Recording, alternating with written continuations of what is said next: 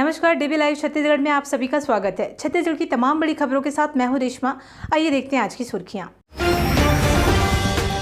भूपेश का भाजपा पर हमला, रामकृष्ण सबके, इन सब पर किसी का कॉपीराइट नहीं। बोले बीजेपी तो इनका इस्तेमाल सिर्फ वोट के लिए करती है, भाजपा ने किया पलटवार। नए नेता प्रतिपक्ष का आरोप, छत्तीसगढ़ में चल रही सियासत और रियासत की लड़ाई। उधर नक्सल मोर्चे पर फटे जूते पहनकर जाते हैं जवान, 3 साल से नहीं बटे जूते। और स्मार्ट रीडिंग रूम पर खुली सियासी किताब, मुख्यमंत्री ने मोतीबाग में किया भूमि पूजन तो भाजपा नेता ने बाग की बजाय स्थल बदलने की उठाई मांग। छत्तीसगढ़ के मुख्यमंत्री भूपेश बघेल ने कहा है कि राम और कृष्ण तो सबके हैं, किसी का इन पर कॉपीराइट नहीं है, किसी का पेटेंट नहीं है। भाजपा तो सिर्फ वोट के लिए उनका नाम लेती है। इधर भाजपा ने भी मुख्यमंत्री के बयान पर पलटवार किया है। जन्माष्टमी के कार्यक्रम पर मीडिया ने भाजपा के राम और कृष्ण से जुड़े मुद्दों पर सक्रियता को लेकर सवाल किया। तब मुख्यमंत्री भूपेश बघेल ने कहा कि प्रदेश की सांस्कृतिक पहचान को आगे बढ़ाने का काम हम कर रहे हैं। आदिवासी संस्कृति को आगे ले जाने का मौका भाजपा को 15 सालों तक मिला, मगर कभी देवगुड़ी नहीं बनाए। हम दामाखेड़ा विकास कर रहे हैं, गुरु घासीदास की तपोभूमि का विकास कर रहे हैं, राम वन गमन परिपथ को विकसित कर रहे हैं, संस्कृति जीवन शैली को आगे लाने का काम कर रहे हैं। ये गर्व का विषय है। उन्होंने कहा कि भाजपा तो सिर्फ वोट के लिए रामकृष्ण का नाम लेती है। छत्तीसगढ़ प्रदेश भाजपा अध्यक्ष अरुण साव ने मुख्यमंत्री भूपेश बघेल के इस बयान पर पलटवार किया है। श्री राम और श्री कृष्ण निस्संदेह सबके हैं, लेकिन कांग्रेस के वे कभी नहीं हो सकते।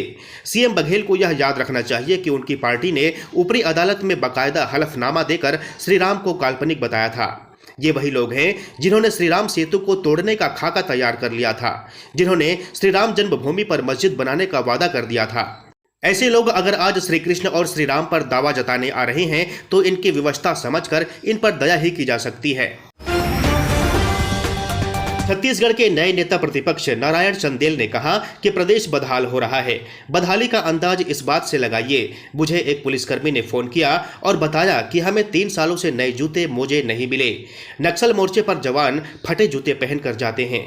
चंदेल रायपुर के भाजपा कार्यालय एकात्म परिसर में मीडिया से बात करने पहुंचे थे। उन्होंने कहा कि कांग्रेस की वजह से छत्तीसगढ़ पिछड़ रहा है। चंदेल ने यह भी कहा है कि छत्तीसगढ़ में सियासत और रियासत की लड़ाई चल रही है। रियासतदार सियासत पाना चाहते हैं और जो सियासत में हैं वो रियासत वालों को कुछ भी सौंपना नहीं चाहते। चंदेल ने दावा किया कि कांग्रेस में सामंजस्य की कमी है। अधिकारी, कर्मचारी, व्यापारी और युवा सभी परेशान हैं। मैंने सुना है कि 22 तारीख से प्रदेश के कर्मचारी हड़ताल पर जाने वाले हैं। प्रशासन व्यवस्था ठप पड़ रही है। 2023 के आते आते ये आक्रोश लावा बनकर फूटेगा। हमारा मिशन है कि आने वाले 2023 में हम कांग्रेस के असली चेहरे को बेनकाब करते हुए कमल खिलाएंगे। राजधानी रायपुर में मुख्यमंत्री भूपेश ने स्मार्ट रीडिंग रूम प्रोजेक्ट का भूमि पूजन किया। स्मार्ट सिटी मिशन के तहत मोतीबाग में इस प्रोजेक्ट को तैयार किया जा रहा है। लगभग 6.5 करोड़ रुपए की लागत से बनने वाले इस रीडिंग रूम में ग्राउंड के साथ 2 मंजिला भवन तैयार होगा। इस स्मार्ट रीडिंग जोन की कैपेसिटी 600 छात्रों की होगी। एक वक्त में इतने लोग साथ बैठकर पढ़ाई कर सकेंगे। उधर मोतीबाग में स्मार्ट रीडिंग रूम निर्माण का बृजमोहन ने विरोध किया है। अग्रवाल ने मुख्यमंत्री से मांग करते हुए कहा है कि मोतीबाग के स्थान पर जय स्तंभ चौक पर नगर निगम के पुराने कार्यालय की खाली की गई जमीन पर रीडिंग रूम बनाएं। अग्रवाल ने कहा, शहर के मध्य एकमात्र गार्डन मोतीबाग ही है। ये आम लोगों के घूमने, बच्चों के खेलने व मनोरंजन का स्थान है। गार्डन को समाप्त कर इसमें कंक्रीट का जंगल खड़ा करना ठीक नहीं। एनजीटी के नियमों के तहत गार्डन की भूमि में मास्टर प्लान में संशोधन किए बिना किसी भी प्रकार का कोई भी भवन निर्माण किया जाना प्रतिबंधित है। पूर्व मुख्यमंत्री और बीजेपी के राष्ट्रीय उपाध्यक्ष डॉक्टर रमन सिंह ने कहा कि संसदीय बोर्ड में सदस्य राज्य के अनुसार नहीं, केंद्र के अनुसार बनाए जाते हैं। इस बोर्ड में 11 सदस्य होते हैं।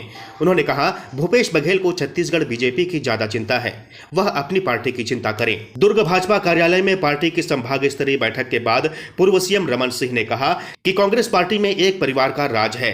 यह बीजेपी है जो छोटे से छोटे कार्यकर्ता को भी राष्ट्रीय अध्यक्ष और प्रदेश अध्यक्ष बनने का मौका देती है।